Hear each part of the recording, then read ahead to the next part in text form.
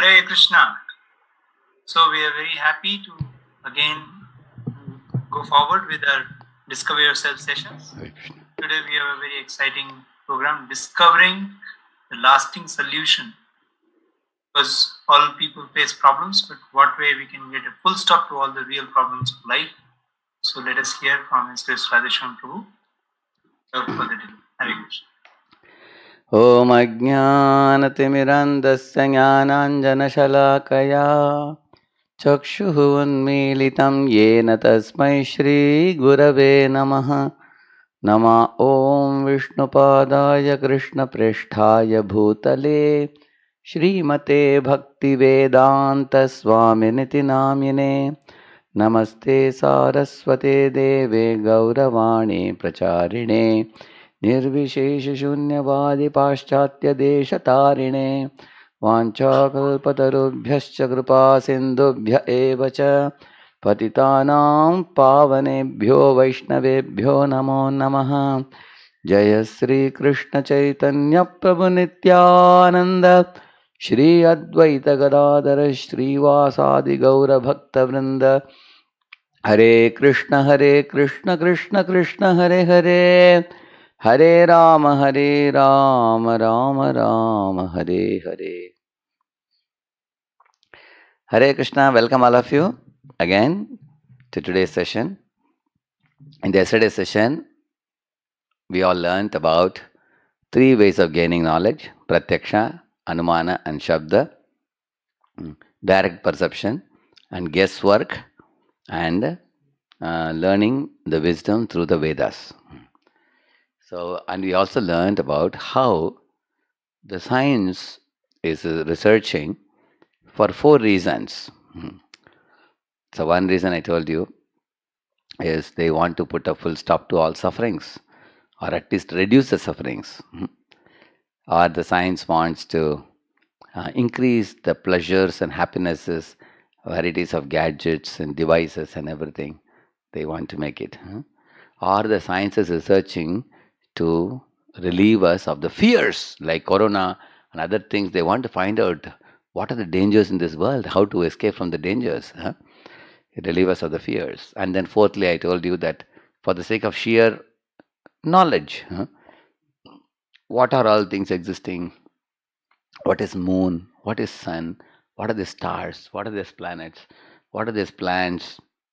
What are the different species of life? What this world is all about? And the science is researching to know about things. And when they do these researchers with Pratyaksha and Anumana point of view, yesterday we learned, you all remember the story of the 6 blind men. Yes, science is able to arrive at some kind of understanding, but that is only a partial truth, not a complete truth. That's called relative knowledge. But the Vedas are giving perfect knowledge, complete knowledge, absolute knowledge. And therefore the Vedas, actually the Vedas are authoritative, self-authoritative. Millions of years ago the Vedas said the truths. And even after so many years, the truth has stood the test of time. Whereas in science, you find the textbooks are always changed. The textbooks 10 years ago and 10 years later, it's not the same. It keeps changing. The theories are introduced, taught, and then dismissed. Then new things are taught and they are also dismissed. And the Vedas will never tell you, sorry, million years ago we told you are not the body or the soul. Now we have found out you are the body only. They will never say like that. They said million years ago body and soul is different. And now even today the science is proving through the reincarnation studies that the soul is different from the body. So instead of Vedas modifying their truth, science is coming towards the Vedas. You will see that. Science is actually going round and round and coming back to square A. You will see that. For example, the Vedic life teaches you to lead a very happy life in the, in the style that is taught in the Vedas. But modern man went far away from a happy life and now he is trying to return back to the natural type of lifestyle. So today is a very important session about lasting solutions. You see, whenever we face problem in our life, we look for solution, isn't it? Say, for example, I have a boil here in my hand. So now, if my friend tells me, hey, don't worry about the boil, I will blow on the boil. If it keeps blowing, will it relieve me of the pain? Huh? No, it will. Yeah, it will relieve me of the pain. But how long can it blow? Is that a good solution? My friend keeps blowing and saying, don't worry, my friend, you're feeling pain, I'll keep blowing. So that is a temporary solution. What is the permanent solution? Go to the doctor and get it operated or cured. Then once the boil is gone, I can be happy. So will you go for a temporary solution or a permanent solution? Ask yourself. Similarly, say you all have your room in the hostel. So imagine one day you suddenly find a nasty smell is coming from your room. And whoever friend is coming to your room says, hey, the smell is too nasty. Come on, what is there in your room? And you feel very uneasy. You say, no, I didn't do anything, there's nothing. Probably my clothes are very dirty. You wash the clothes, still it is very nasty smell. Then one day you decide on a holiday, Sunday. Now I will remove the bureau, I will remove the cupboard, remove my cot and everything, and then you find there is a dead rat. You catch it with the tail and show to your friend, this was the fellow giving nasty smell. And you throw it far away, and along with that will go away the nasty smelling smell also, isn't it? But otherwise, imagine every day when friends tell you room is nasty smelling, you can get Odonil. And if you put Odonil in the room, when Odonil gets consumed, again the nasty smell will come. So Odonil is a temporary solution. And cleaning the room and removing the rat and throwing away is a permanent solution. So we should go for what solution? Permanent solution. That's the point here. So therefore we are calling it as a lasting solutions. So modern science offers only stopgap solutions and cannot put a full stop to the problems of life. Today we are going to see how it is. But Vedic wisdom offers perfect spiritual lasting solutions that put a full stop to the problems of life. So in the beginning I was telling you, how much happiness do you want? If I ask you, you want this much happiness? This much? If I ask you, you will say this much. Unlimited happiness you want. How much suffering you want? You want this much suffering or this much suffering? How much? You will say zero. Zero suffering. So we all want zero suffering and unlimited happiness. So Vedas can give us that. Whereas in the field of science, you will see they only give you stopgap solutions. We will see how. So 3 things only we are going to learn today. What are the real problems of life that we have to solve? And what is called a temporary solution offered by science and technology, and what is the permanent solution offered by Vedas? Let us see today. Real problems of life. You ask a boy, hey, what's your problem? He says, oh, I don't have a healthy body. I have no job. Sorry, sir. I don't have any money, sir. I don't look good. I am not handsome. Failed in the exam. I have no girlfriend. So people generally think these are the problems. Any boy, you ask him, what's your problem? They think of the immediate problems. But actually, although he is telling all these problems may be pertinent to him. And it is not the same for everybody. You will see here, are these real problems? See here, a problem is called as real if these 3 conditions are fulfilled. Now all of you think about it loudly. It should be common to all. For example, if one fellow is ugly, another fellow is handsome, so it's not common to all. If somebody has diabetes, somebody has headache, that means diabetes is not common to all. Only diabetes disease. And also second condition is not like somebody is rich, somebody is poor. Second condition, nobody wants it. Means what? That problem should be, people should say that I don't want it. They should actually, people should be making an effort to get rid of it. It's not the case with everybody. You will see that some people suffer from one problem, but other people actually don't mind that problem. Correct, no? For example, somebody is smoking cigarette. You are sitting next to him. You say, oh, I don't like it. This nasty smell of cigarette. But that fellow says, but I like it. He is smoking it. Although it's giving a problem to him, he likes it. So in this world, you will find there are certain things which one person considers it problem, another person considers it wonderful. Drinking liquor, you may say, oh, it's very bad. But somebody else says, wonderful. Therefore, this problem should fulfill the criteria that nobody should want it. This is a condition. Thirdly, nobody can avoid it means even though nobody wants it, nobody will be able to avoid it even if they try to avoid it. So think about it. What are those problems?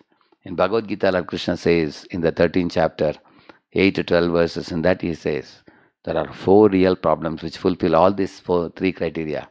And what are those problems? Once when Siddhartha Gautama Buddha, before he became Gautama Buddha, he was Siddhartha, isn't it, Prince? His father would never let him go out of the palace.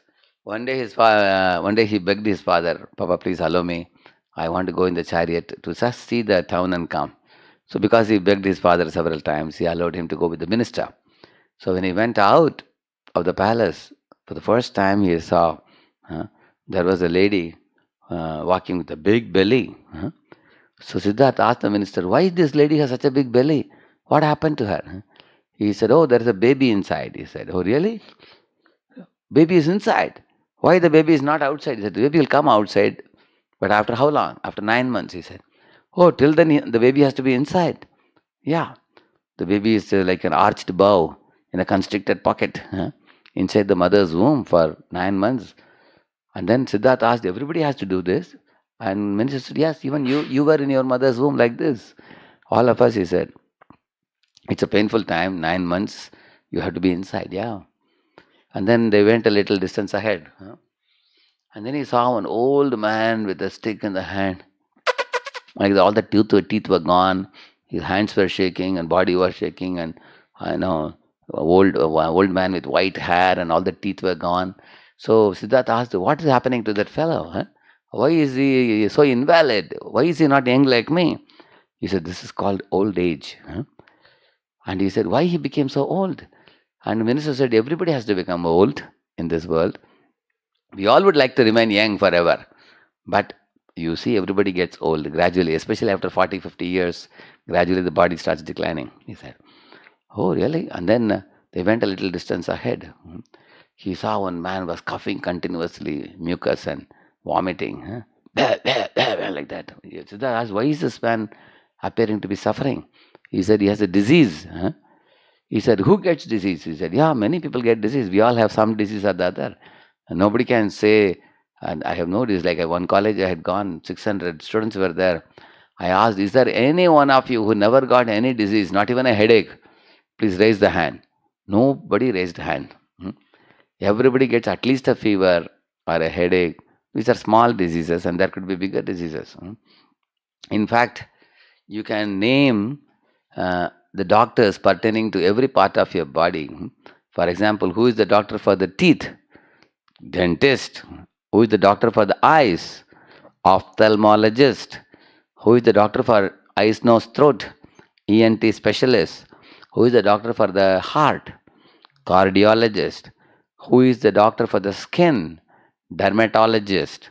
Who is the doctor for the brain? Neurologist. Who is the doctor for the kidney specialist? Who is the doctor for the bones? Orthopedician. So now I told you a few doctors' names.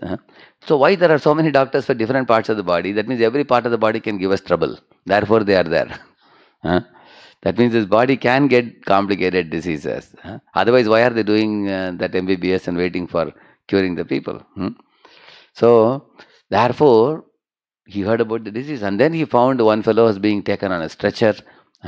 People are playing kettle drums, danka takara, danka takara, danka takara, dank.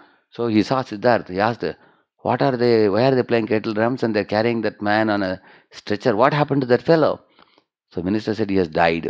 He said, oh, died? What is the meaning of death? Minister said, now he cannot get up. That's all. He is gone. So this is how Siddhartha learnt about these 4 real problems of life.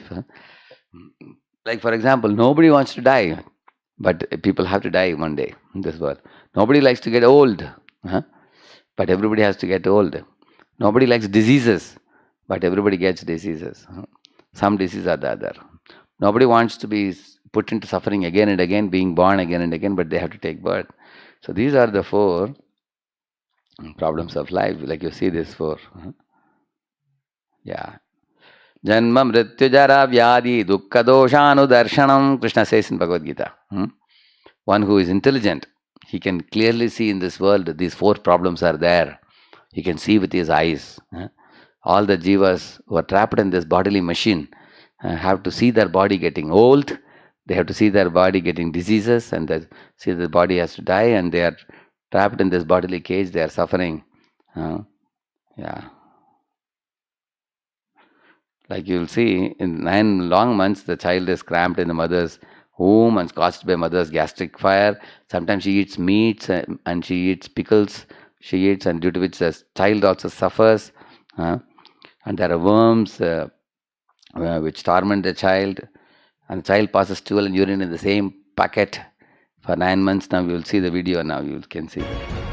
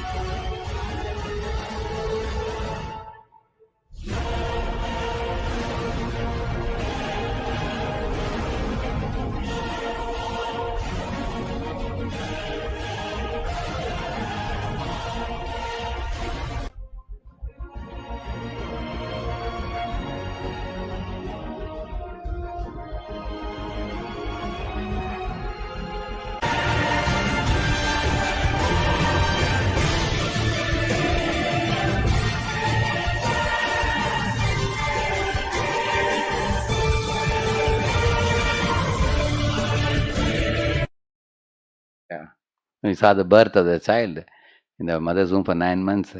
Imagine you are put in a room and locked up for 9 months. People are suffering so much due to lockdown nowadays. It's like a 9 months lockdown for the child. And that too, it's a very, very small pocket, you see. Here young people get old. You see, very famous Hollywood, Bollywood actors, how they were and how they become, you will see. We want to remain young forever, but eventually body starts growing old and body becomes very weak and frail. See, the cosmetic industry is booming because of, people getting old. Therefore, they put this cosmetic and that cosmetic, try to look younger, you see.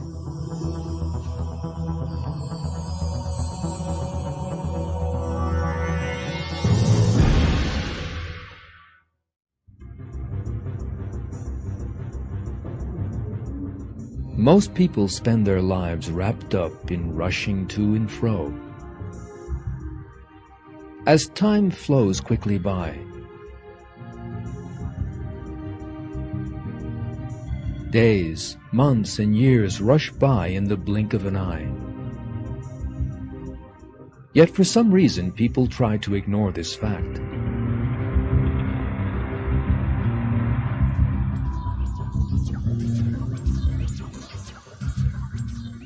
It is as if they think they will never grow old. Yet the days of youth that they so fondly imagine will never end are really very short. Almost everyone realizes that he will grow old one day. Yet young people always feel that those days are very far off. They refuse to accept that they will one day be old, weak, and helpless.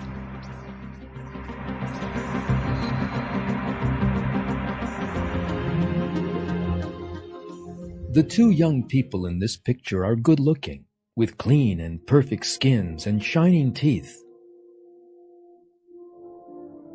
But there is another important detail. These pictures were taken in 1955.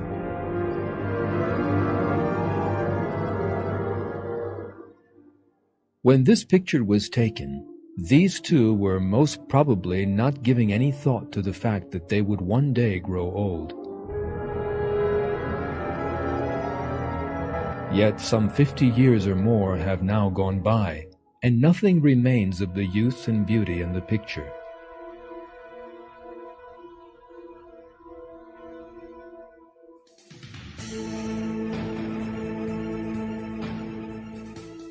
Time destroys everything. That is a law of the world.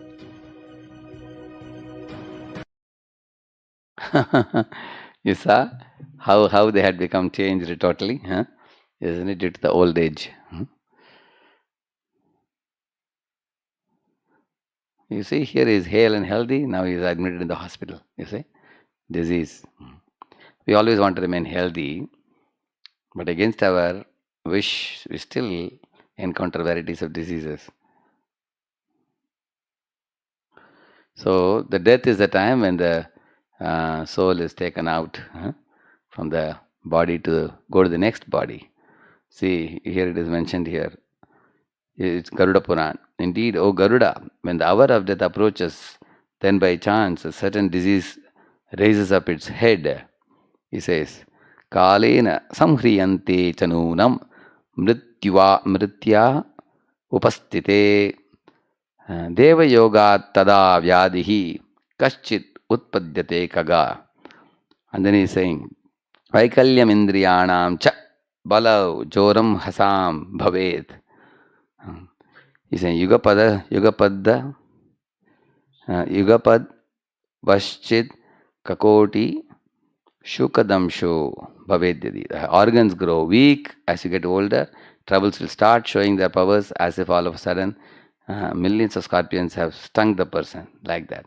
It's from Garuda Purana. It says in this way the death arrives at a person. It's in the Dvitiya Shaka, Dharmakanda, chapter 2.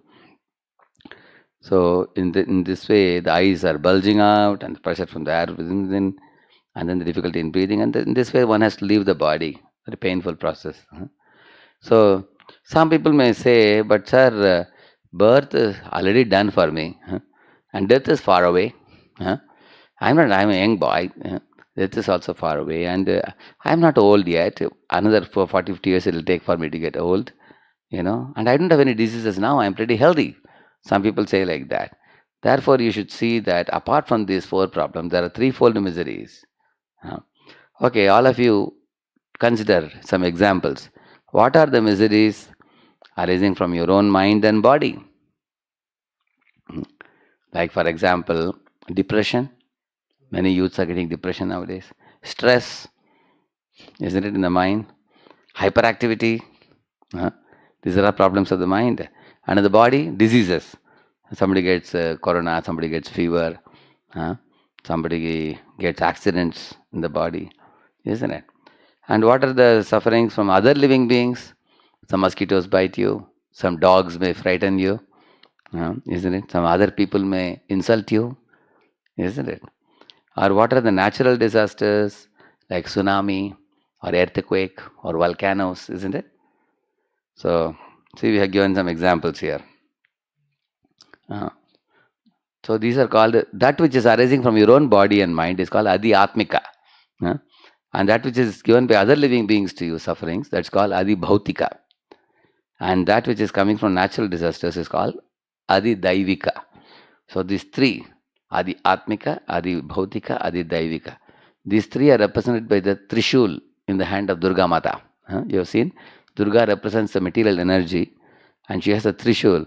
Adhyatmika, Adibhautika, Adidaivika, three kleshas, three miseries. See, these are the three miseries. Names I have given you. Body and mind, other living entities, and natural disasters. Yeah. Like here you are seeing the examples. See, teen suicide rates have tripled in the past 25 years, he is saying. You see? Adibhautika klesh. Terrorists also are Adibhautika. Mosquitoes, terrorists, pickpocketers, all these are Adibhautika, snakes. Adidaivika Klesh? Yeah. Yeah.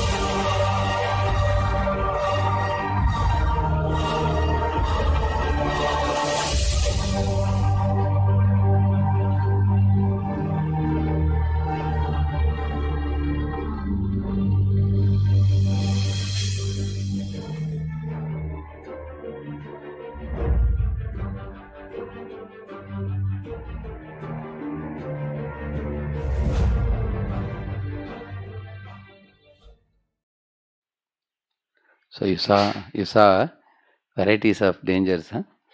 There are tsunamis and there are cyclones in New Orleans, huh? And so many earthquakes and so many different things. We have shown only a few. These are all recorded, video recorded incidents, the real incidents. Huh? So now let us go to the solutions. Now we saw so till now we have learned 4 real problems of life. What are they? What are they? Birth, old age, disease, and death. And what are the 3 fold miseries which exist all through our life? Huh? Whether you are young, old, immaterial. Huh? It's a daily problem we face from Adhyatmika, Adibhautika, Adidaivika. Miseries from our own body and mind gives problems, physical diseases problems, and mental problems. That is Adhyatmika. Adibhautika, problems from other living beings. Adidaivika, from natural calamities. So the 7 problems we have seen till now. Let us see the solutions given by science. You see, science is very advanced. People are very proud that we have become so advanced with our latest technology. Yeah, but still you will see that newer and newer diseases are coming, like SARS a couple of years ago. There is a chikungunya, dengue. Even young people have died due to dengue. Now corona is another one. Here you see Muhammad Ali champion. He said, I am the greatest, he declared. But later, when he got Parkinson's disease, he just couldn't even hold the torch properly. He couldn't lift even a cup of coffee. Not only that, we find so many painkillers are coming in the market now, tranquilizers, painkillers. So here is a question. Can scientific advancement help us to put a full stop to all suffering? Can science stop all diseases? They may say, we stopped chickenpox, we stopped smallpox, but now new diseases are coming. So doctors are saying that the old diseases have gone, now new have come now. They are saying. So once Martin Luther King said, now man is very proud that we can fly like a plane, fly like a bird in the sky with a plane, and he can swim like a fish with a submarine. Of course, it appears we are very advanced in science, but he also said the only problem is he can't walk on land like a human being because of pollution. You see, there's so much pollution, he can't live a normal life now. Yeah. You see, there are 60 lakh, there are 6 million tires, you can see, because of which what is happening to us, I will show you just now, the plastic diet. You can see now.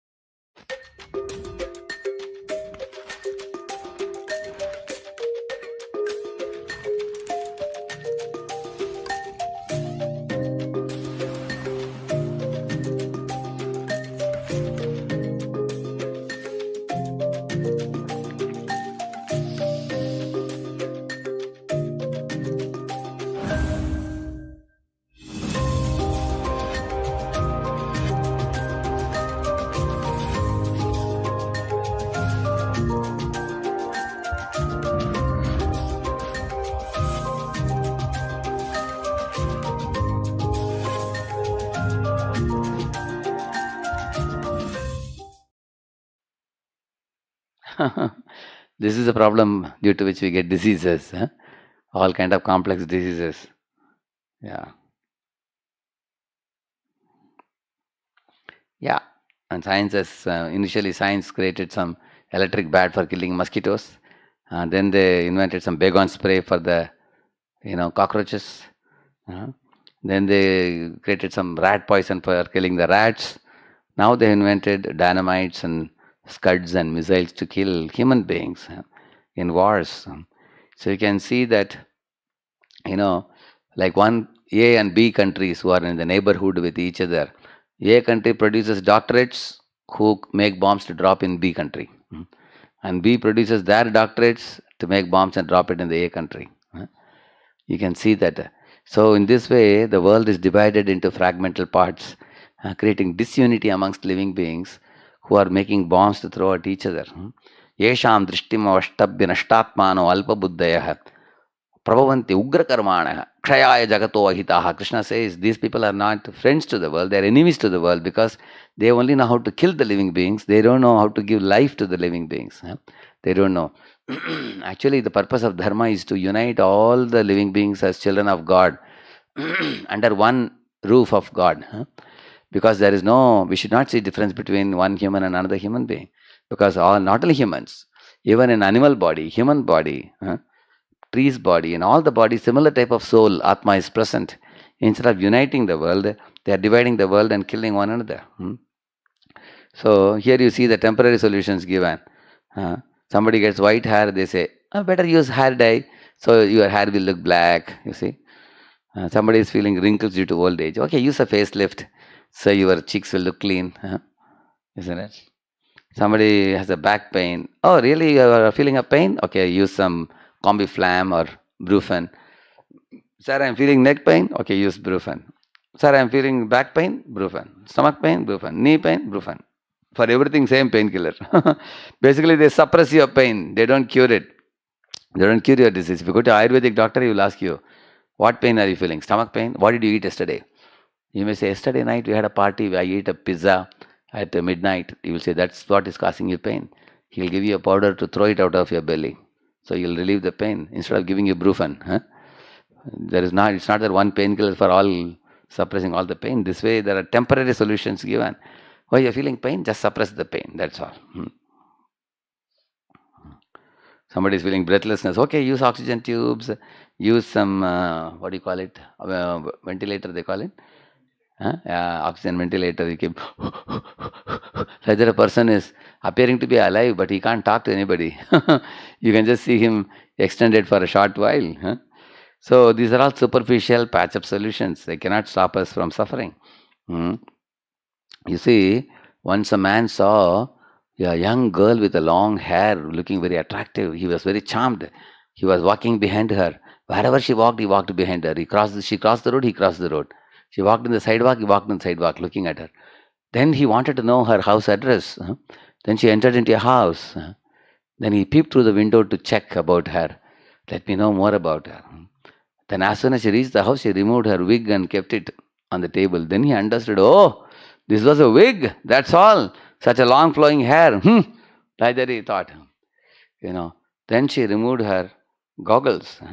Then he found it was like a deep well inside a socket. Then she removed the facelift.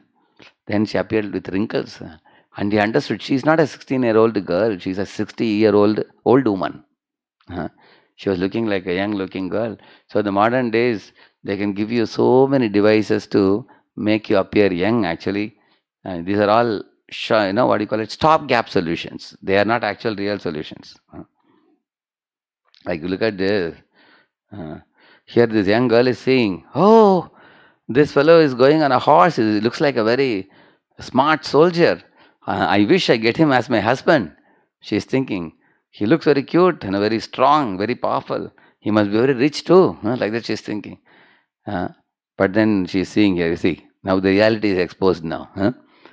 Now this fellow has a big tummy, he's a worldly, and the horse is also very weak. And all the attractive external appearance he had was all simply a superficial covering. This is how the modern day science gives solutions. For simply suppressing your problems. It doesn't actually solve the problem at all. It cannot stop old age.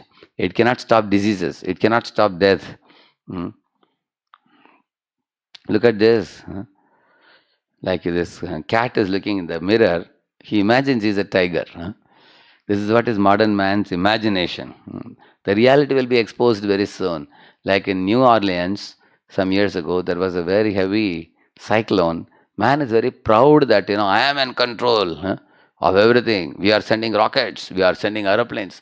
But in New Orleans, when the cyclones came, Katrina, Rita, like that, there are many cyclones came. At that time, practically cars were flying in the air. And they shut down the whole city. Everything was blackout. All the poles were knocked down, electricity wires and telephone wires, everything was knocked down. People had to evacuate the city. There was a big struggle for weeks and months together. Similarly, when tsunami came in Lanka, 3.8 lakh people were wiped out. What could man do? How can man be very proud? Actually, we are thinking we are in control, but if you very carefully observe, we are not controlling. We are ourselves in control. Like you can see, one day in a temple, I was in the morning program. Somehow something bit me in my thighs. Was feeling pain. My Lord, what is it? I jumped up. Then I went to the last room in my ashram, and then I wore a towel and then checked what it is. It was a tiny ant, one black dot, red dot, but it was causing a pain. It shook my whole existence. Although I am so big, the ant is so small. The ant controlled my morning. You can see that. So I am president of the temple, but then I told the people, he is super president, because the super president controlled the president also. I told. So now that ant may be small, but smaller than the ant is Corona, which is now shaking the whole world. Do you agree? Where is our control? So we should not be very proud that we are in control. Man is, in fact, man is trying to somehow or other escape from this disease, but day in and day out you are hearing so many people dying. So one should know that our solutions are temporary. We can't stop old age and all these things. We may stop one disease, but another disease comes up. New diseases come. So man has no clear understanding of what is life and what is death.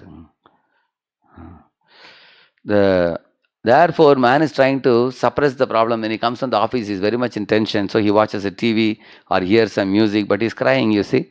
He is feeling depression. So you cannot suppress the problems by watching TV or watching a movie. It's like, you see, the fish. You take a fish out of water and you give him hamburger, you give him a TV, you give him some dollar notes, you give him film magazine, you give him a costly smartphone. The fish is not going to be happy.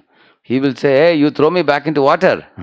Why are you giving me all these other useless things? Similarly, modern man is provided with a lot of facilities for enjoying life, but he has come out of the spiritual world to the material world here.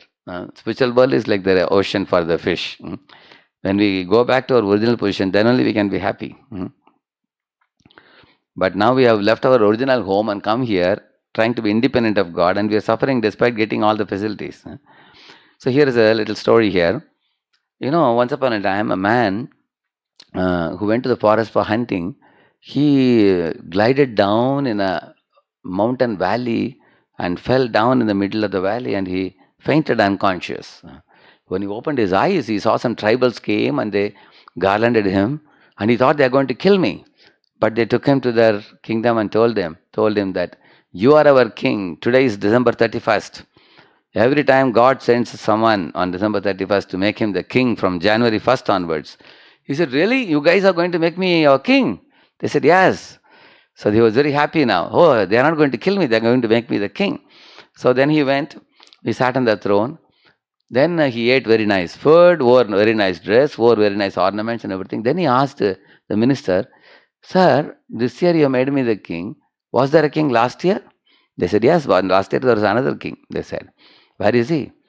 Then they said, you see, after 1 year term is over, we take that fellow in a boat and we throw him in that Andaman Nicobar Islands, somewhere far away. Then they showed him. That is the island, we throw it. It's a desolate island. He said, good, nothing is there. So, when the new king, he heard it, he understood, oh, it's like that. He understood that. Now what he did, every day he arranged a boat.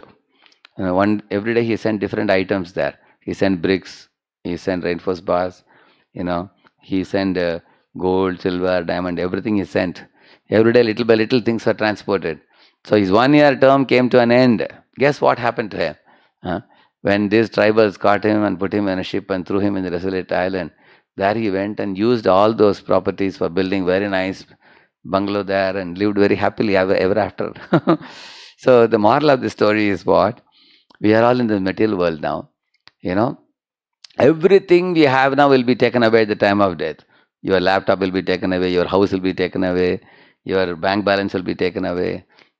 Whatever you accumulated, so you will become empty-handed at the time of death. But while you are here, you should do something spiritual to deposit there in that world. Like you are all hearing this lecture, this is a spiritual deposit in the eternal bank account. Similarly, you chant Hare Krishna, it's a spiritual account. You visit the temple of the Lord, it's a spiritual account. So in this way, whatever spiritual activities you are doing, they are all going to be accumulated for the next world. You are preparing for you read Bhagavad Gita, you are accumulating for the next world.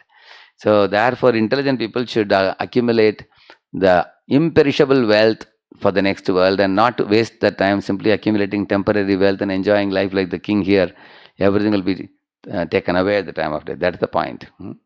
See, the wise people, what they do? They have firm faith in God, while the non-devotees, they have no faith in God. The wise people live life according to laws of God. Non-devotee means eat, drink and be merry. So this is like the Hanuman and Ravana. Hanuman had faith in Rama, Ravana had no faith in Ram. Hanuman lived life according to laws of Supreme Lord. But Ravana lived the life of eat, drink and be merry. You see, if you are really wise, you should know this world is temporary. Dukkhalayam ashashvatam. And we should follow a regulated life of principles ultimately to attain God, as given in Bhagavad Gita. Whereas the non-devotees are asuras, they are envious of others. So inside all of us, we have a Hanuman and Ravana, both type of mentalities are there. We have to actually nourish the Hanuman in us and bring out and destroy the Ravana within us. Yeah. You see, our life is like a train journey. You see, one by one people get down. You see, one fellow is gone now. Second fellow is gone. Like this, we all have to leave the body one day in this journey of life. We should never forget that. This is what Yudhishthira Maharaj told the Yaksha. In this world, one by one people are dying, but somehow others think that everybody else will die, but I won't die. I will live forever. Like that people are thinking. How foolish it is, he said. Kim ascharyam ataparam, he said. Therefore, we should know that as I get older and older, gradually a day will come. Just like in a bottle, medicine bottle, they write expiry date. After some date, the medicine gets expired. Similarly, we also have written expiry date on our body. It's written Brahma Lipi, we call it. So we should know that this body will live for 50, 60, 70, 80 years. Then we have to leave the body. So while the Atma is residing in this body, he should act as per the laws of God. And then you perfect your life and go back to Godhead, never to come here again. See, the foolish people, what they do? They are mad after petty pleasures, eating, sleeping, mating, defending, that's all. They indulge in sinful activities of meat eating, gambling, intoxication, illicit sex. They indulge in all these kind of things. They see everything as temporary, still they are blind. And they break God's laws. You see, that's the problem. Like here you see, The butcher is cutting the goats one by one. The other goats are foolishly thinking, oh, I am having very nice grass to eat. Huh? Similarly, all the people in this world are cut by the time and death. But they are enjoying sense gratification like the goats, foolishly. Actually, imagine if there are 20 boys put in a queue like this, each is given one ice cream to eat. And the first fellow is cut in the shop inside. What do you think other guys will do? As soon as they'll run away. Huh? If you are a human being, you should run away. But these foolish goats don't know. Huh? So therefore, we should not be like these goats, foolishly enjoying sinful activities. But we should be intelligent like the mature human being who will actually surpass death. So the Vedas give permanent solution. The Vedas provide answer to these two questions. Why am I suffering? What is the goal of life? You see? See, we are suffering because we are turned away from God. And we are breaking His laws. Therefore we suffer. Like for example, if a child is leaving the custody, safe custody of parents, look at this boy, he is living away from the parents somewhere in a dangerous place, all alone. So then we put ourselves in trouble. So the parents actually are well-wishers of the children. If they align by their will, then imagine a millionaire's son. Simply by aligning with the father, he can be so happy. But if he is leaving the father by quarrel and then he is living like this alone, how much he will suffer? Similarly, we have to align with God, and we will actually overcome all sufferings very easily. Like you can see, therefore I gave the example of Hanuman. Hanuman actually worked for Ram. He was a Ramaduta. So, what is the goal of life? There is a quick short story I'll tell you. Once upon a time, a Sadhu Baba came and met a king. And he was eager to preach to king about the Atma Vidya, to tell him about the soul. But the king was in no mood at all. King said, oh my dear Sadhu Baba, take some money in donation and you push off. Like that he was telling. But the king was very respectful to Sadhu also. So the Sadhu told the king, okay my dear king, you seem to be very busy, but I have only one request for you. Appoint one madman, one murka, and give him one stick in the hand and tell him to go all around your town, and then monthly you give him a salary, he said. And the king agreed, okay, I'll do that.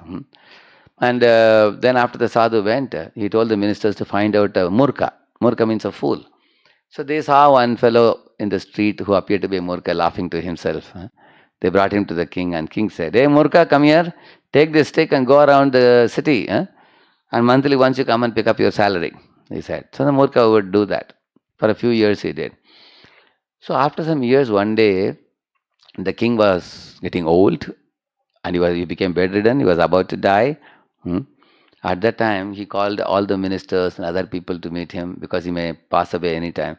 So one by one, he was knowing all the acquaintances. He also called for that Murka and called him. So the Murka came. The king said, hey, my dear Murka, you have done your job well.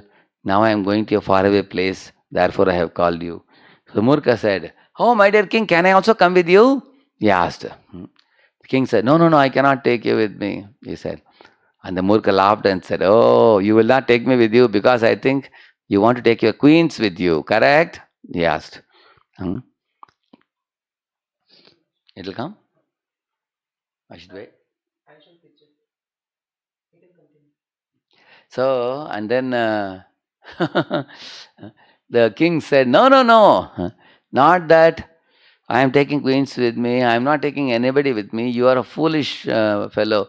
Your name only is Murka. You can't understand. He said.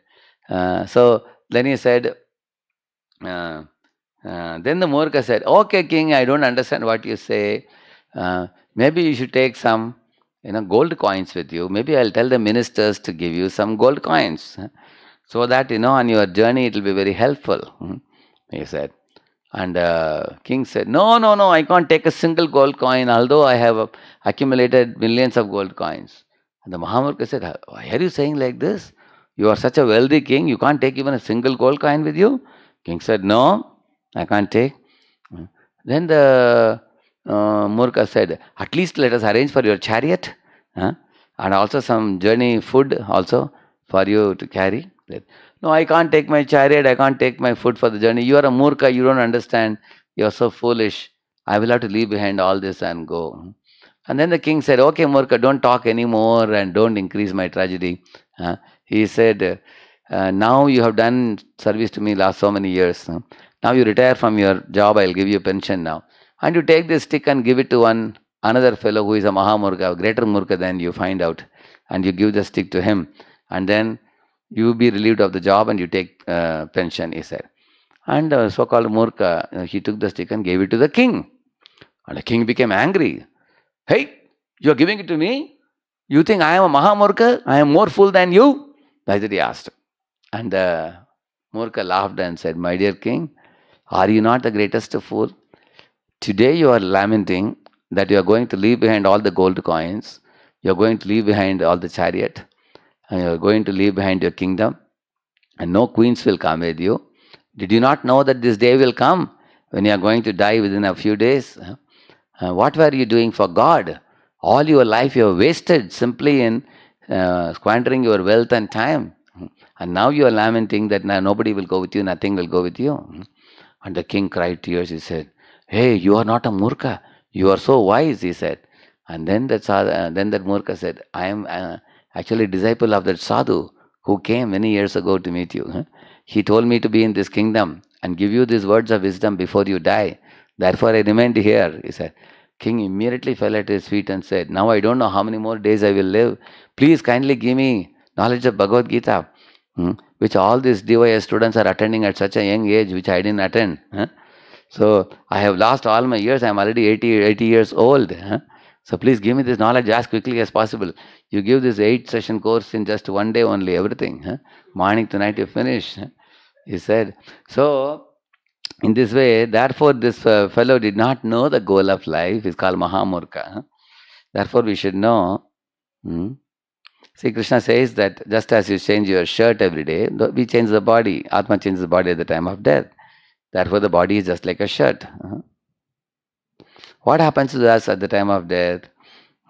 See, the soul leaves the gross body and it's taken to another womb based on the desires you have. Like you leave the cycle and then you take a bike and then you take a car. You change vehicles, like that the soul changes. Yeah, spirit soul moves from one body to another. Yeah. At the time of death, whatever thoughts accumulate in your mind, like for example, one of the boys in IIT, you go to his room, always you will hear rock music. Like that. All the time, all day, So he would be wearing shorts, he will talk like an American, he will eat like an American. I used to wonder, is he an Indian boy or American boy? He was mad after America, But I heard that even after his undergrad in IIT, he tried writing GRE TOEFL and he couldn't crack it and he couldn't go to America. I don't know what happened to him after that. Let us assume that in this life he is unable to go to America. And that thought is remaining in the mind. America, America, America, America, America, like that. So at the time of death, what will happen? The soul will be taken to America. And he will be born in America. Not necessarily as a human being. He may be American dog also. Because if he committed sinful activities now. Although he may be born in America, of course, American dog gets good costly biscuits and a very nice home to live. But the point is, our thoughts take us to the next body, what we are aspiring, unfulfilled desires, like that.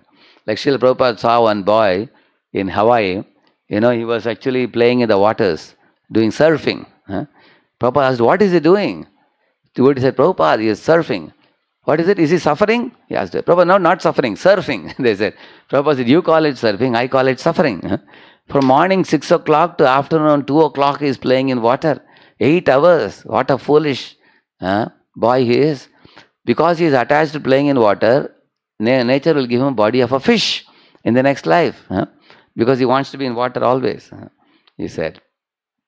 You see, depending on, the soul goes to another body. What desires you have in the mind and your good and bad karma, based on that. The soul goes from one body to another. Yeah, as you sow, so shall you reap. For every action there is a reaction. See, instant karma means you slap somebody, they give you immediate another slap, isn't it? Yeah. Delayed karma means you sow the seed and grow the tree, and then gradually apples will come. Similarly, the human form of life, we have developed intelligence to discriminate what to do. But we can also go in another road, which is sinful road. So there is a virtuous road, there is a road of vices. Yeah. Like this is a sinful life. Why? Because according to Bhagavad Gita, it says that eating meat and drinking blood, it actually is Rajoguna. Actually, you know what is fight and flight? Fight means Rajoguna, flight means Tamoguna. One day, me and my friends in school days, we were chasing one big pig, pig with small piglets. They were running in our compound inside. So we were all running behind it with a stick in the hand. And the pig ran away. Then after it reached the other end, it was a dead end. So the pig didn't find anywhere to go. So he took a U-turn and showed the teeth, like that, showed to all of us. And we started running away. After that, we ran into our homes after that. So why I told you this, initially the pig was doing flight. Later on he was doing fight. Similarly, if you are killing an animal, initially the animal will try to escape from you. That is flight. And then if it cannot escape, it will show the teeth and aggressively try to attack you back. That is called fight. So therefore the meat is a product of fight and flight, Rajoguna and Tamoguna. Those who eat it, they will also get similar type of, Tamoguna means fear, Rajoguna means aggressiveness. They also become aggressive and fear. Then, intoxication, see, drinking liquor, smoking cigarettes, taking drugs, all these things are sinful. It's degrading life, it is. Gambling means no money or big money. And then people loot, rob, kill, all kinds of things they will do. This is illicit sex, which means sex before marriage or sex outside marriage. Both are prohibited. Only sex within married life is allowed. So this is very prominent because of people are watching pornography and all kinds of dirty things in the internet nowadays. So sex before marriage, sex outside marriage is sinful. So in the Srimad Bhagavatam it is said, Dyutam Panam Striya Suna Yatra Adharmas Chaturvida. These four are called adharmic activities. So I showed you 4 activities: illicit sex, meat eating, gambling, intoxication. Yeah. See, when one ignores God's laws and engages in sinful activities, then one glides down to animal bodies, you see, repeated birth and death. You see, this fellow is cutting flesh and eating blood and drinking blood and eating flesh. So he becomes a tiger in the next life to kill deer and eat. This fellow is sleeping long time. Like one of my friends in IIT slept on Friday, got up on Sunday. So if you sleep so many 15 hours, 20 hours, 25 hours, then we become a polar bear in the next life. Polar bear sleeps 6 months without any shame. Nobody will ridicule him also. Isn't it? And here you see this lady, in the name of acting in a movie, she is exposing her body. So therefore she becomes a tree in the next life, because tree doesn't wear any dress. Nalakur Manigriv, sons of Kubera, they were also not wearing any dress in the body. Mandakini Ganga, they were playing and enjoying with the nude girls, Devis. And then Narada saw the situation and cursed them to become trees in Vrindavan. So they became trees in Vrindavan because they were not wearing any dress. Then Krishna in the Okkal Bandhan Leela went between the 2 trees and delivered them. So, on the other hand, if you obey God's laws, austerity, like you chant, in the Mala, Hare Krishna, you perform sacrifices, yajna, you gain knowledge by Ramayana, Mahabharata, Bhagavad Gita, you read all that, associate with saintly people.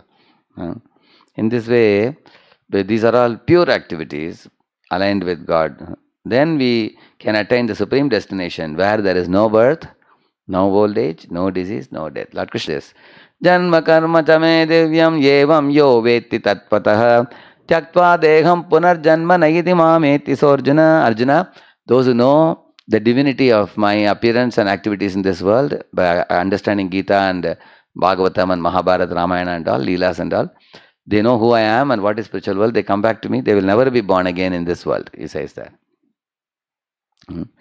You see, A for association, B for books, C for chanting, D for spiritual diet, and E for engagement. Remember this ABCD formula. So, If you associate with devotees and read the Bhagavad Gita and chant Hare Krishna and eat the diet that is offered to God, Krishna Pranamastu, then engage in seva. This ABCD, if you do, your life will be perfect. And then you will ascend up. You'll go back to Godhead. Mamupetya punarjanma dukkhalayam ashashvatam napnuvanti mahatmanaha samsiddhim paramam gataha. Krishna says that after attaining me, the great souls who are yogis in devotion never return to this temporary world, which is full of miseries, because they have attained the highest perfection, he says. So every one of you devotees, you can attain this highest perfection if you live a life of Krishna consciousness. So this is the summary. We learnt about the problems, 4 real problems and 3-fold miseries. Then we also told about how science offers only temporary stopgap solutions, whereas Vedic wisdom offers a permanent solution, full stop to all sufferings. Because once Atma attains his, therefore we say, no, asato ma sadgamaya, tamaso ma jyotirgamaya, mrityorma amritam gamaya. So when you attain the spiritual world, all the 7 problems which you said are finished once and for all. You don't have to be born again and again to suffer in this world. So I'll tell you one quick example and we'll conclude the talk now. See, one boy was getting some pimples on his cheeks. He was very unhappy. He thought all my friends are pointing out these pimples on my face. My cheeks are not clean looking. Then he went to a doctor. He gave him some ointment. So I applied the ointment and it would disappear. After a week, again it will appear. Again the pimples would come. Again he went to doctor. Doctor said, I gave you ointment, put it again. Again he put it. And this would come again and again. He finished almost 8 or 10 ointment pastes. He had purchased 8 or 10 tubes. All of them got over. So he told the doctor, doctor, what's the use of this ointment? It goes and comes, goes and comes, goes and comes. I'm fed up. Every time it comes again, I'm fed up. Can't you permanently remove it? The doctor said, that I don't know, he said. Then he went to another doctor. That doctor saw the situation and said, let me test your blood. And they checked his blood and said, there is an impurity in your blood. I will give you an injection. Once that impurity is removed, your pimples will never come, he said. So he gave an injection to him. And that was the end of his pimples. He never got pimples again. Similarly, the Shastras say, you have problems, birth, old age, diseases, which are like pimples. Science is giving you a temporary solution. You solve one disease, you get another disease. You solve that disease, you get a third one. Like, your leg is broken, you repair it, your hand breaks. Hand is broken, repair it, one gets brain tumor. You repair the brain tumor, one gets lung cancer. You can't repair the body completely. That's science gives temporary solution. Whereas the Vedas say that you have impurity in your blood. What is it? Bhog karne ki pravritti. Trying to enjoy independent of God. Not following God's laws. That's the main reason you are suffering, my friend. So give up this bhog karne ki pravritti ko chodo. Seva karne ki pravritti ko jodo. So Hanuman means seva vritti. Ravana means bhoga vritti. So lead your life like Hanuman, following in footsteps of Hanuman and Arjuna. Your life will be successful. So now I will take some questions. Yes. Hare Krishna. Hare Krishna. Sir, if slowly everyone becomes Krishna conscious and goes back to Godhead, then what will happen to this material world? It's like asking if all the people in the jail become perfect gentlemen and then they go home and they come back out of the jail, what will happen to the jails in India? It's a very good problem. Then we can close down all the jails. Then all people of India can live very happily and there will be no jails at all. Like in India, the population is 120 crore. There are only 50,000 jails in India. 120 crore population, 50,000 jails. In America, the population is 20 crore. And number of jails is 1.5 lakh. For 20 crore people, they have 1.5 lakh jails. If in this proportion, you imagine, if for 20 crore, they have 1.5 lakh. For 120 crore, how many you should have? Multiply by 6. So 6 into 50, you are supposed to have how many? Sorry, 6 into 1.5. Correct, no? Yeah. 900. 9 lakhs. You are supposed to have jails, but in India we only have 50,000. What does that mean? Because it's a Bharata Bhumi, Punya Bhumi. Because of which actually Ramayana, Mahabharata, Gita, Bhagavatam, we are all hearing. So the number of jails are reduced. Is it a good problem or a bad problem? You want more jails or less jails? You want 9 lakh jails or 50,000 jails? If you ask me, I will say no jails. Huh? Let India have no jails and let everybody align with God and live happily. So if all jivas become aligned with God, everybody goes back to Godhead, and this world would be, there's no need of material world, there will only be spiritual world. That's a good thing. Go ahead. Do the karmas get transferred from one person to another? For example, if some family members are doing sinful activity like killing goat, do we also suffer? Actually, 6 people are involved in the killing of a goat. For example, one who purchases the goat, one who cuts the goat, one who transports the flesh, and one who cooks it, and one who feeds it, and one who eats it. All these people suffer. But in your family, if other family members are eating and you are not eating, you lead a pure life, you can request them permission that I have decided to not eat meat, please kindly. I don't like it, I get vomit, it's not very good. It's very, it's not very hygienic, it's not very, actually, I can tell you scientifically also, actually tiger's intestine is only this much long. Easily digestion is thrown out, whereas our intestine is 30 feet long. So digestion is very difficult for meat. And tiger's gastric juice is 20 times more concentrated than human gastric juice. So it quickly digests it. Whereas our digestion is very poor for meat. Therefore, it causes a lot of diseases while getting transported in our intestines. Anatomically also, the tiger has the teeth with which it can pounce upon a deer and tear it with the teeth. Can you pounce upon a goat and tear it with your teeth directly without cooking it? Think about it. You can only pounce on a carrot. You can pounce on a beetroot. You can pounce on a cucumber. You cannot pounce on a goat. You have to cook it. Therefore, our teeth is not made for that. We are actually herbivorous. We are not carnivorous. Man very smoothly has made a new name, omnivorous. I can eat anything I want. Actually, man is only herbivorous. So, therefore, you don't eat meat. Even if other members of the family have to eat, they can't give up. Eventually, after seeing you, they will also give up. Don't worry. Next. We know that old age can't be stopped, but as biotechnology and AI is getting so much developed, do you believe that in future we'll be able to control our age? Actually, where are they controlling the age? Actually, even if they do some plastic surgery and things like that, they can make a person externally look young, but the body has rotten inside already.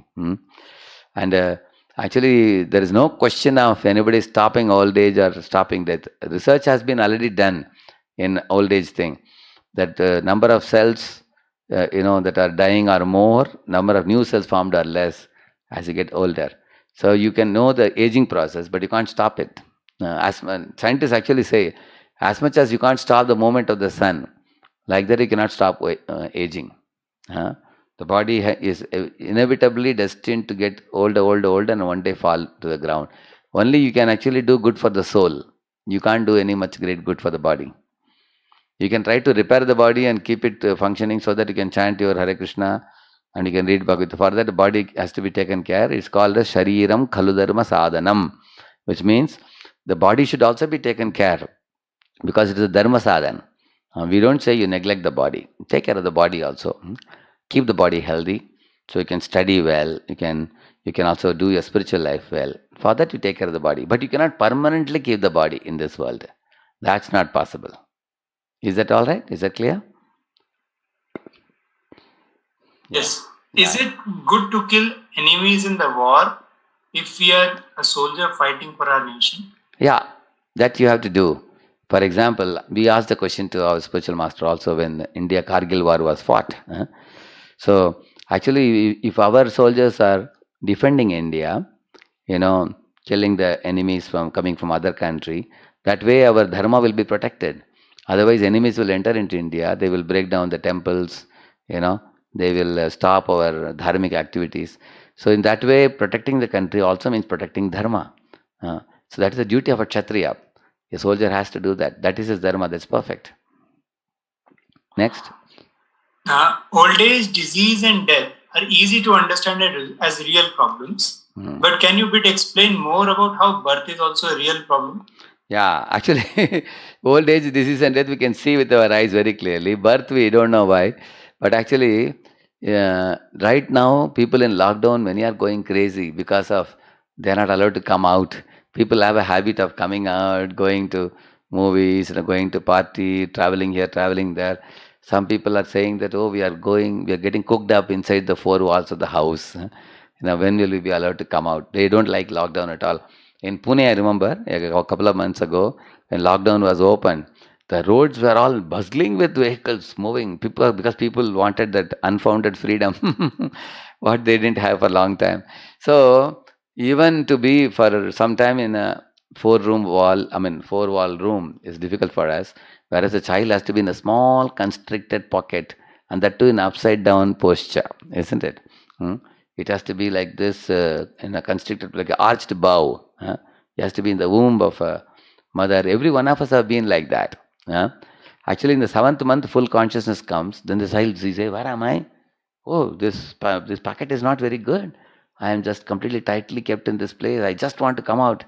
All of you think for a moment. Imagine we tie your hands and legs like this. You have to be in a small pocket like the child is in. 7th, 8th, 9th, 3 months, he is fully conscious. But he can't come out. He's praying to Lord, "Oh, please release me from this place. I'll become your devotee." But then when he comes out, he's asking, "Hey, where is God? Show me God." He's asking. He forgets when he comes out.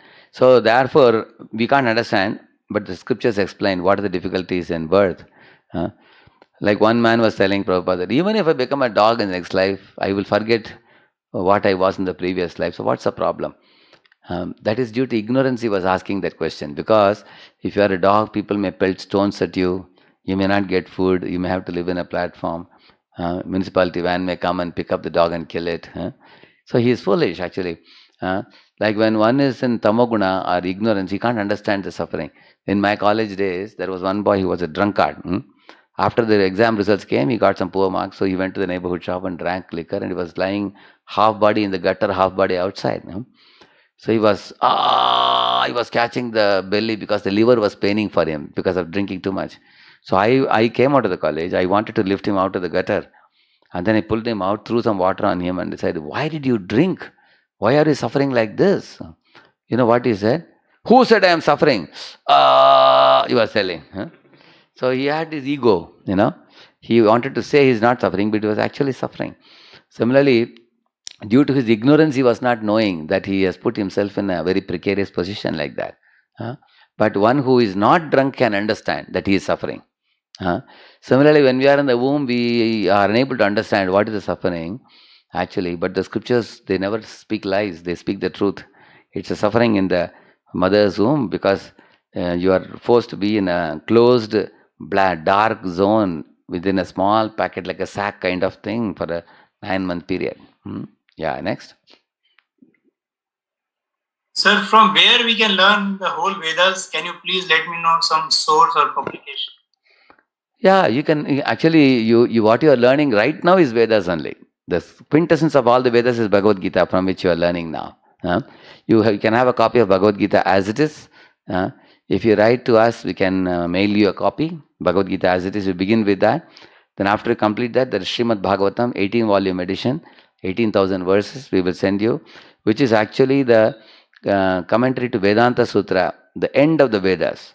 If you know Srimad Bhagavatam, you know all the Vedas actually. The summary is available in that. So these two literatures are good enough for you. And the Vedas, of course, as I told you, 1 lakh verses, it's very exhaustive. For studying the 4 Vedas, people spend 45 years. So, Vedasya sarvair ahameva vedyo, Vedanta krit veda videva chaham. Lord Krishna says that after studying all the Vedas, am I to be known? He says there is nothing more to be known. And therefore, what we are giving you is like a ready-made essence of the Vedas. Just like imagine if you are asking me for a jackfruit, you climb up a jackfruit tree, and you take a jackfruit out, you cut it, it's a very sticky fruit it is. After breaking it open, inside you will find the fruit, but then you take out the fruits, inside the fruit there is a seed also. And over the seed, there is a small cover also. You have to remove all that. But imagine if I take the big fruit, with oil in the hand, and I cut it, and I take out the fruits, and I cut the fruits, remove the seed, remove the covering over the seed, and I put it in a plate, and add some little honey, along with some dry fruits, and I give you, please take it. If somebody says, no, I want the original jackfruit. Some people say, I want the original Veda. Of course, if you want, you can go to the Vedas. They're all printed now. It's available also. The Vedas are available. If you go to Balaji temple, you will see people reciting there. You go to Ranganath temple, they are reciting all the 4 Vedas. There are Gurukulas teaching Vedas. In 14 years they teach. Generally between 5 to 15, almost 10 years they teach. One can study. But after studying all the Vedas, the conclusion is very simple. Krishna says, Vedesha sarvair ahamepa vedyo. If you come to the point of doing this ABCDE, A for associating with saintly people, B for Bhagavad Gita, C for chanting Hare Krishna, in this age, Kalautad Hari Kirtanat, it is said.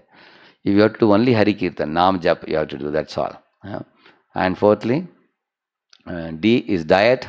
Whatever your mother cooks at home, request your mother that take a small portion and keep it in front of Krishna, bow down and chant the Hare Krishna 3 times, and pray to Lord, thank you for the grains and fruits and cereals you are giving us, my Lord. And then you take it, it is prasad, diet. And then the 5th one, E for engagements, seva. You do some seva according to your capacity and talent. You do these 5 things, that's all. Your life will be perfect. Sitting at home, you can become perfect. Next. Sir, if God wants us to live peacefully and together, then why there are natural boundaries in between all of us, such as different countries, different topography, different behavior, etc.? No, these boundaries are all created by man.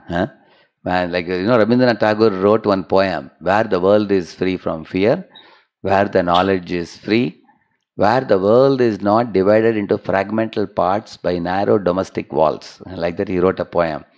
Actually, he says that man has divided the world into fragmental parts by narrow domestic walls, and therefore he has increased the quarrel between one race and another race.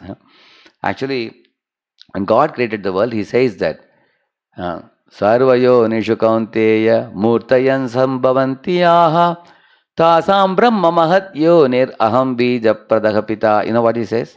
I am the seed-giving father of all living beings, whether they be animals or birds or aquatics or humans or anybody. Father is one, common denominator, and all of us are God's children. So we don't have to see you are white and I am black, or I am rich or you are poor, I am educated, you are uneducated, I belong to this country, belong to that country. No, all are God's children. That's the way the devotee will see. So devotee not only sees the humans as God's children, he also sees, here is squirrel. Here is a Atma wearing squirrel's dress. Here is a Atma wearing goat's dress. Here is a Atma wearing, chicken's dress. Here is a Atma wearing elephant's dress. Here is myself, I am wearing a male dress. And here is another Atma wearing a female dress. So in this way, everybody is wearing a dress externally, but internally the Atma is saying, one little story I'll tell you, you'll understand.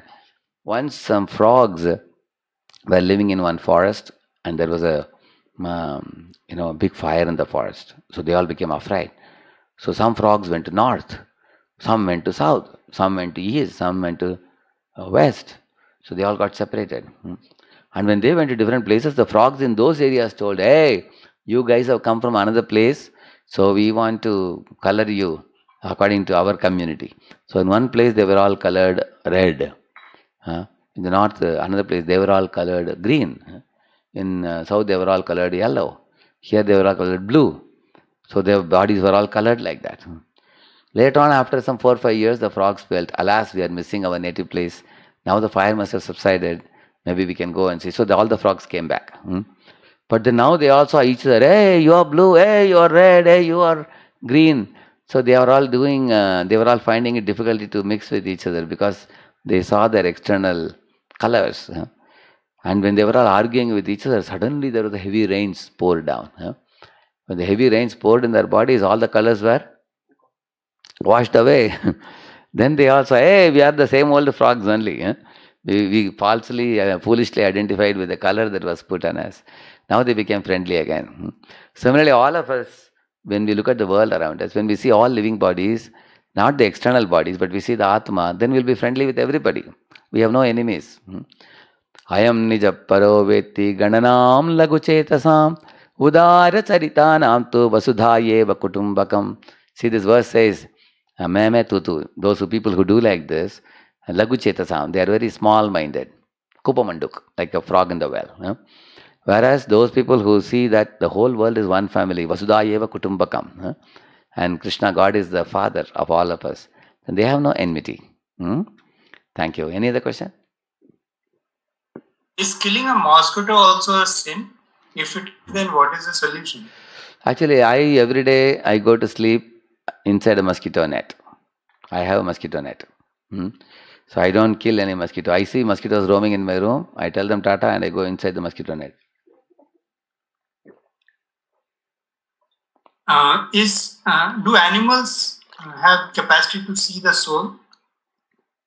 No, animals actually don't see. Therefore, what they do, like in our temple I have seen, when we come out with a sumo, a dog comes running, bah, bah, bah, behind, because the dog is thinking, I am a small animal, the sumo is a big animal. He's thinking.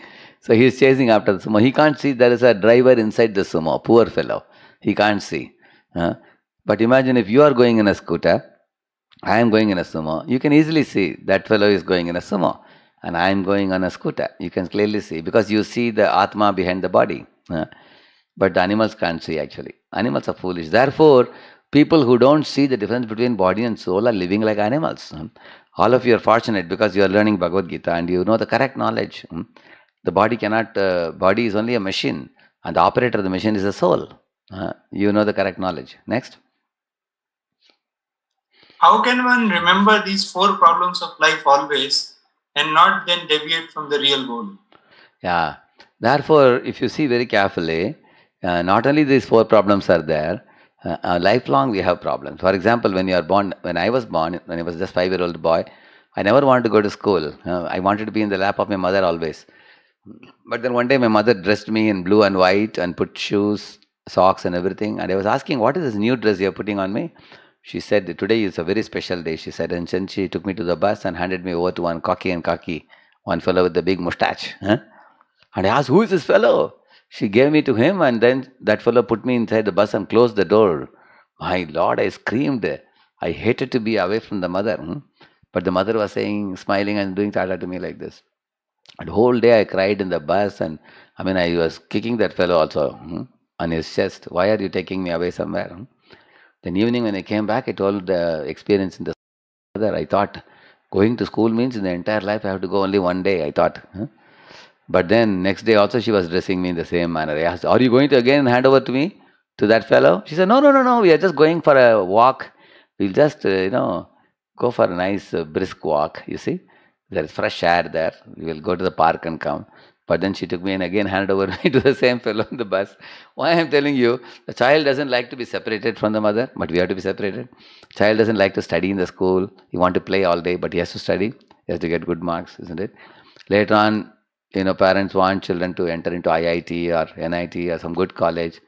The mother is saying, better study well. After you get into IIT, then you can relax. Both parents and children are in tension, study tension. And after that, it's not that once you get into IIT, you are free, then the 50 papers you have to pass. Academically very tough. Even if you pass all the 50 papers, and then the final year there's tension whether I'll get placed or not. Nowadays, job is 18 lakh engineers come out of India every year, and only 3 lakh people are placed. Another 5 lakh people go for PG. And what happens to 10 lakh people? It's a big crisis for jobs. Therefore, our Prime Minister is starting Skill India and all that nowadays. So there's a tension for job. So there's tension in childhood. There is tension in your school days. Then there is a tension in the college during academics, academic pressure. Like you see in IIT, one of the IITs 2019, 3 boys committed suicide due to academic pressures. And then after the job getting pressure. Even if you get a job, if promotion is not happening, money is not coming, you are afraid or they may fire you from the job, there is a tension. And also, sometimes the job is there, you have become 31, 32, marriage is not happening, there is a tension. Okay, if marriage happens, you are happy. But then after 8 years of marriage, you don't have a child. Everybody is asking, what happened? Then you have tension that I don't have a child. And then when you get a child, are you free from tension? So the small baby is creating a lot of tension to mother. He's taking the pressure cooker weight and putting in the mouth, or he's touching the fire, or he's taking the knife to cut sabji. So you will see that if you don't have child, there is tension. If you have child, another type of tension. You ask any mother having a son or daughter, if they have a son, they are fearful. Son should not get into bad habits, smoking, drinking. Or if a mother has a daughter, she is worried the daughter should not elope with a boy. There is always fear. So you see that in this world, even if you become very old also, 50, 60, still you have health issues. People actually suffer from knee pain, back pain and all that. So why I am telling you this, intelligent people should see that this is called Dukhalayam. There is suffering in this world. So right now I should do the homework every day, little time for God. You have 24 hours given by God to you. At least half an hour we should take out every day. Chant one round of Hare Krishna mantra. Read one shloka of Bhagavad Gita every day. Thank God for the food that He has provided you. And live a God-conscious life. And along with that, do your duties as a student or as a working person in the office or a household lady, whatever. Everybody has to do their duty. But we should take out a little time for God. And then it's not that birth, old age, this is that are the only problems. In between, you will see life has tension. From womb to tomb, there are tension. The very meaning of the word kunta means suffering. The material world is kunta. And that world is called Vaikuntha. There is no old age, there is no disease, there is no death. Even in this world, you can attain all perfection. Actually, you can become very cheerful and happy if you follow this knowledge. Because you will become free from fear, free from tension. You will become very cheerful by learning this knowledge and applying this knowledge properly. Next, we can take one last question. God has enlightened Indians about His presence through Vedas and scriptures. Okay. Means about the ultimate. Why not the case with others? Why don't? Why not others have been enlightened? Achha, God has enlightened us with Vedas and scriptures, huh? God has enlightened Indians with Vedas and scriptures. Oh, right. No, God is very kind. He always sends a facility for everybody. Like, Jesus, for example, is Son of God. God has sent Jesus to one part of the world. He has sent Muhammad to another part of the world, tribals who are living in the deserts. He has provided for them also. Like that. Actually, Vedas were also not only in India. There is one, if you go to Google search, you can put the name Stephen Knapp. Stephen Knapp. Stephen Knapp, you put. So Stephen Knapp has written more than 20-30 books on the existence of Vedas in the global existence. I mean, the Vedic culture existed globally, he says. It's not that it is existing only in India. Actually, in you will see in Japan. Japan also, like we call Brahma, they call Bonten. Yeah, now we call Indra, Tashikuten. Like that, they have names. Same deities they also worship in Japan also, Indonesia also. Actually, the Vedic culture is existing all over the world. Even today, in the Indonesia airport is called Garuda Airlines. Indonesia, this Angkor Wat temple there also. So, we are going to send all of you one link.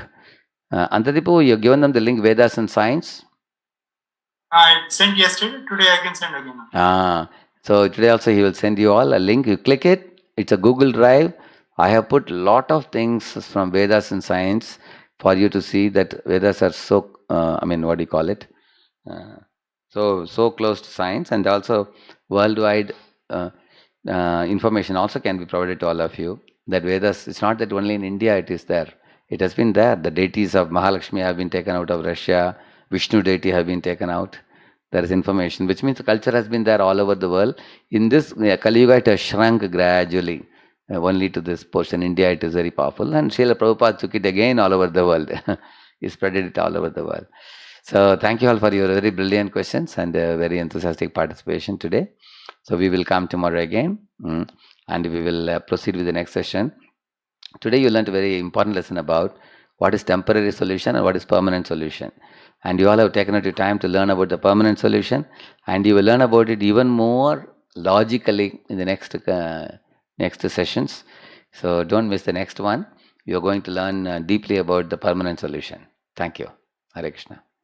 Shri Prabhupada ki jai. Hare Krishna. So we thank His Grace Radha Shankhu for sharing such wisdom with us. And I have sent 3 chat messages. One is for your further queries. Many more queries were there. 15 or so more questions are there. But I cannot take it in this session because time is up.